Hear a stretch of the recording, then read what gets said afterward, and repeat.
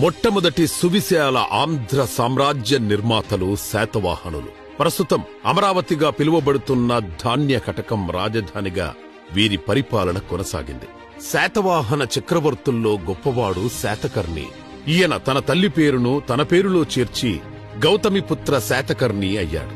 స్త్రీమూర్తులను అంతగా గౌరవించిన పవిత్రమైన ప్రాంతం అమరావతి. నేటి ఆంధ్రప్రదేశ్ రాజధానికి అమరావతి అన్న పేరు పెట్టడం వెనుక నాటి శాతవాహనుల గొప్ప పాలనే స్ఫూర్తి. అలాగే దేవతల రాజధానిని కూడా అమరావతి అంటారు.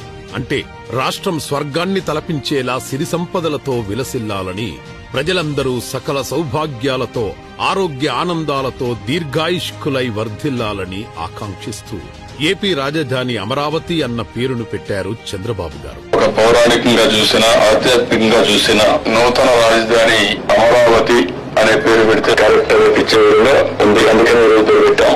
అటువంటి రాజధాని ప్రాంతాన్ని ఈ రోజు వేశ్యవాటిక అనిపించాడు జగన్. ఈ వేశ్యలకు రాజధానిగా మారిన ఈ అమరావతిని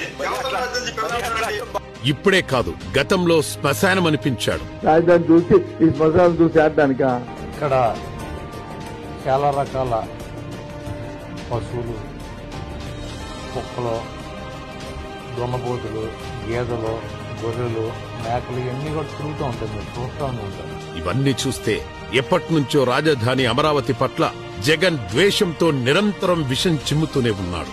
ఈ రోజు పాతాళానికి దిగజారి మహిళలను వేశ్యలని అవమానించాడు. ఇది జగన్ నీచత్వానికి నిదర్శనం. ఇందుకు జగన్ రాష్ట్ర మహిళలందరికీ క్షమాపణ చెప్పాలి, లేదంటే చరిత్రహీనుడిగా మిగిలిపోతాడు.